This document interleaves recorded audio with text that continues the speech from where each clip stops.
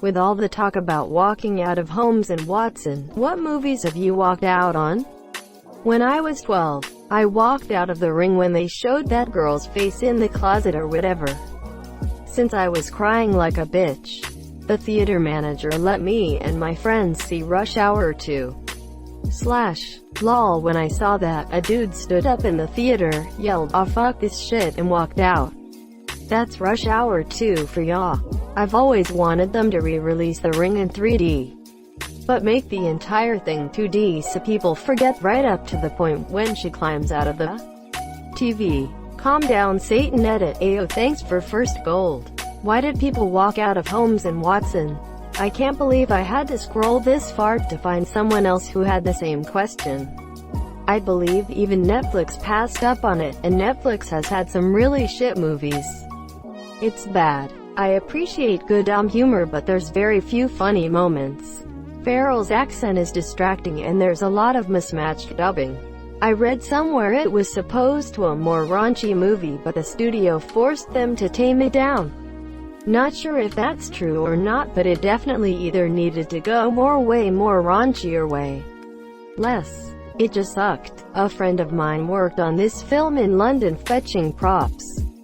Apparently they had to refilm a shit ton of it, so that makes sense. Leonard Part 6. 2.2, 10 IMDb. 9% Rotten Tomatoes. Seriously, look it up. Bill Cosby is a secret agent who is called back to active duty to catch an evil genius who brainwashes animals to kill people, all while trying to win back his ex-wife. Picture a trout swimming up a sewer pipe to attack a guy sitting on a toilet. 10-year-old me loved it. He had a Porsche with a tank cannon on it. All I needed. I've only walked out of one movie. The latest Fantastic Four movie. It took for fucking ever to get to the point, and it wasn't worth it. What? Almost an hour in and nobody had superpowers yet. At that point, either they'll rush the rest of the movie or it'll be too long of a movie. Either way, I didn't stick around to find out. Not surprised it bombed. Edit. Fant 4 stick. Even the name is fucking horrible. Just picked this up on clearance for $2. Might have spent too much. Slenderman. To be fair, it was the theater's fault. They had just renovated and they had a new light that was aimed directly at the screen. Management was asked multiple times to fix it so we could, actually see the movie. But they never did. I made it about 20 minutes. Wasn't hooked on the story. But I honestly didn't even see much of it on the screen. I think the theater did you a favor distracting you from that nauseating years too late trend exploiting cash grab abortion. Just watch the Marble Hornet series instead. Divergent. I just couldn't deal with the whole, "oh, most people are one thing but you're special because you're more than one thing." Edit. Okay, I guess they explain that later on. But did they ever explain the bad writing and unlikable main character? That setting would be way more interesting if the protagonists were just one thing and they had to work together to cover each other's strengths and weaknesses. Oh, my favorite walkout story is the Turkish grandmother and her two small grandchildren. We went to see the first Ted movie when it came out. The whole theater was packed with families with small children. Because a teddy bear instantly says children movie. I had to check with a couple sitting next to us if we were in the correct theater. Flash forward with a lot of awkward parents and kids asking what the teddy meant with it. There is suddenly a joke which ended with, "At least she gave a better blowjob than that Arab hooker." That was the K for grandmother to stand up, scream at the children to get up and drag them out of the theater. Best movie experience I have ever had. A film about a teddy bear must be innocuous. The R rating was probably just a mistake. This is like a friend of mine who took her kids to Sausage Party.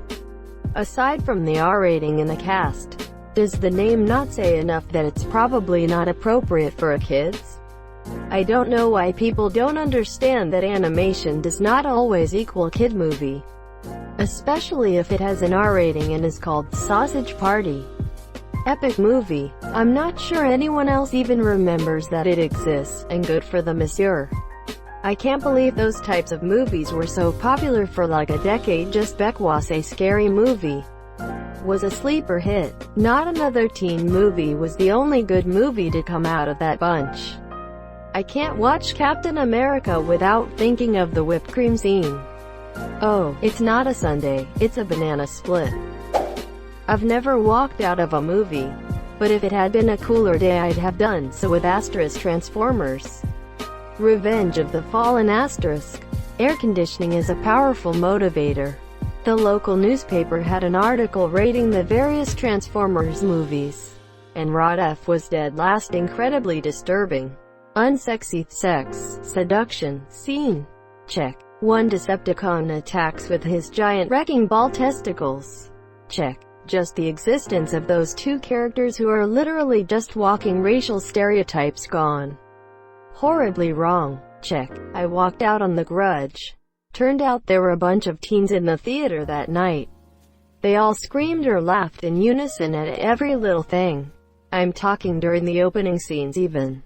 I left after 15 minutes because I had no idea what was going on and couldn't even hear the dialogue. Never walked out on a movie for thinking it is terrible though.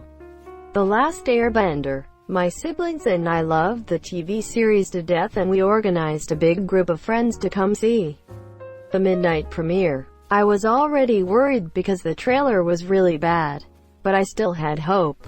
I was so sad and annoyed that I left the theater for about 20 minutes and hung out in the bathroom. I eventually went back because all my friends were there. Edit. Glad I didn't suffer alone. They didn't even pronounce the main character's name correctly. Like what the fuck? ******.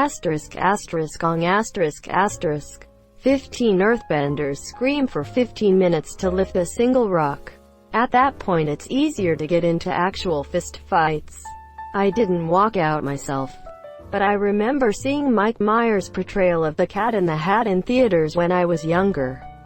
And like 20 people ended up leaving with their kids because they thought it would be more child-friendly. That was pretty amusing. That is such a weird movie. Like it definitely looks like it's made for kids and I'm sure it was marketed that way, but it has so many inappropriate references. It was on TV recently and my 6-year-old started watching it. She loves the book, but I switched it off after about 20 minutes. It was so bad that Dr. Seuss's widow banned live-action films based in his works forever. Mom pulled us out of Yes Man when Jim Carrey was banging the grandma when I was around 12. Aragon was just a shit show. Gone when she flew into the sky and came back all grown up. WTF. I hate how they butchered that film. Monsieur Aragon could have been a great version of LOTR and instead they struck it down immediately. I was so distraught after the movie. The books were fantastic, but they cut out such an astounding amount of important content that it felt like a 90-minute trailer. I wish I'd walked out of Meet the Spartans. We sneaked into that one, and I still wanted my money back. My ex-girlfriend's best friend got knocked up in the theater at that movie. Should have met the Trojans. This is probably funnier than the entire movie. Jack and Jill. I thought F would be worth it even though I knew it would be awful. Similar to Sharknado, The Room, Emoji Movie, it's worth being able to make fun of rather than its face. Entertainment value. I got about half an hour through before I had to turn it off. It wasn't just an interesting, but it was actively making me cringe and angry.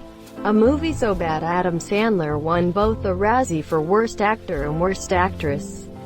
None of them is here. If I pay to watch a movie, I'm gonna watch it. Sunk cost fallacy. Instead of being out just the money, now you've also lost time. Watching the entire movie won't bring you that money back. The sunk cost fallacy assumes that piecemeal amounts of time have significant value to every person.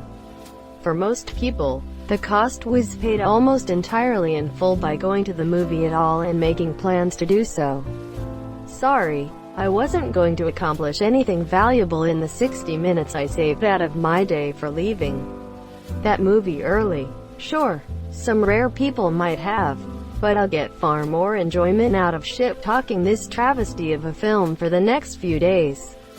than I will from spending 30 minutes attempting to find alternate plans for my 60 minutes, or just browsing Reddit instead.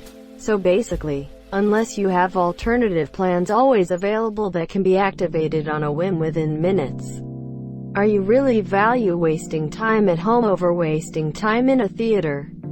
The sunk cost fallacy doesn't apply to such small time frames. Thank you so much for watching and have a good day.